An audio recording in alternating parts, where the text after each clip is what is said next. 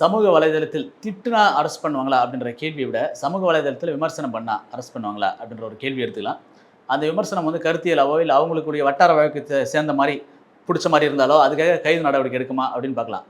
முன்னாடி வந்து அந்த ஐடி ஆக்டில் 66A அப்படின்னு சொல்லிட்டு ஒரு பிரிவு இருந்து 66A அந்த பிரிவில் வந்து யாரெல்லாம் சமூக வலைதளத்தில் ஒருத்தரை பற்றி விமர்சனம் பண்ணுறாங்க, தவறாக பேசுகிறாங்க, அல்லது வேறு ஏதாவது அவதூறாக வந்து அவங்க போட்ட வீடியோவோ இல்லை அவங்க பண்ண ஒரு விஷயத்தையோ வந்து விமர்சனம் பண்ணுறாங்க கடுமையாக அப்படின்றவங்க வந்து பார்த்து அதையெல்லாம் பார்த்து வந்து அதுக்கு வந்து கேஸ் போட்டுருந்தாங்க, வழக்கு பதிவு பண்ணிருந்தாங்க.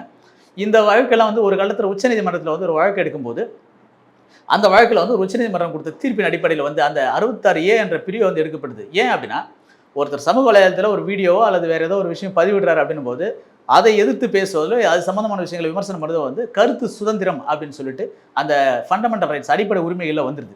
அப்படி அடிப்படை உரிமைகளில் வரும்போது அது மறுக்கப்படுது அப்படின்றத சொல்லி தான் வந்து அந்த பிரிவியை வந்து எடுத்துட்டாங்க. உதாரணத்துக்கு எடுத்துட்டோமே, ஒருத்தர் ஒரு வீடியோ போடுறாரு, அந்த வீடியோ வந்து ஒரு 100 பேருக்கு ரொம்ப பிடிக்கும், ஒரு 10 பேருக்கு பிடிக்காது, 10 பேர் வந்து நெகட்டிவ் கமெண்ட், அதாவது எதிர்மறையான கமெண்ட் கொடுத்துருப்பாங்க. அந்த எதிர்மறை கமெண்ட் வந்து அவங்களுடைய வட்டார வழக்கில் வந்து ரொம்ப அவங்களுக்கு எப்படி வேணாலும் கொடுத்துருப்பாங்க.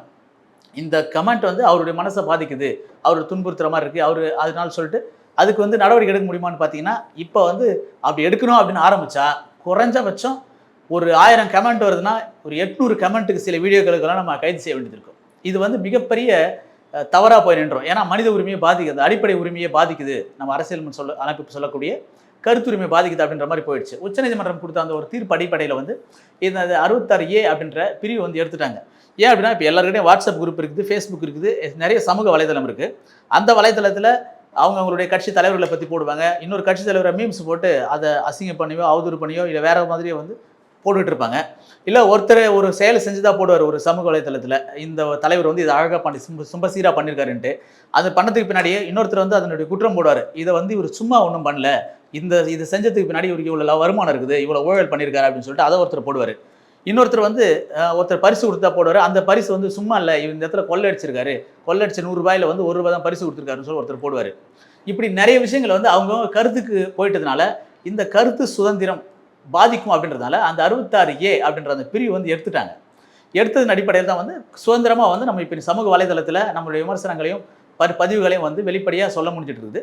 இப்போ எதில் கைது பண்ணாங்க அப்படின்னு பார்த்தீங்க அப்படின்னா அந்த 67 அந்த பிரிவில் இருக்குது. அந்த பிரிவில் வந்து சமூக வலைதளத்தில் ஒருவர் வந்து தவறுதலாக, அதாவது காமுணர்ச்சியை தூண்டுற மாதிரியோ செக்ஷுவல் ஹராஸ்மெண்ட் உருவாக்குற மாதிரியோ வந்து பதிவுகள்லாம் கொடுத்துருந்தாங்க அப்படின்னா அந்த பதிவின் அடிப்படையில் வந்து அவர் மேலே வந்து நடவடிக்கை எடுக்க முடியும் அப்படின்னு இருக்குது. அது வந்து முதல் முறை வந்து எச்சரிக்கை கொடுத்தப்படும்.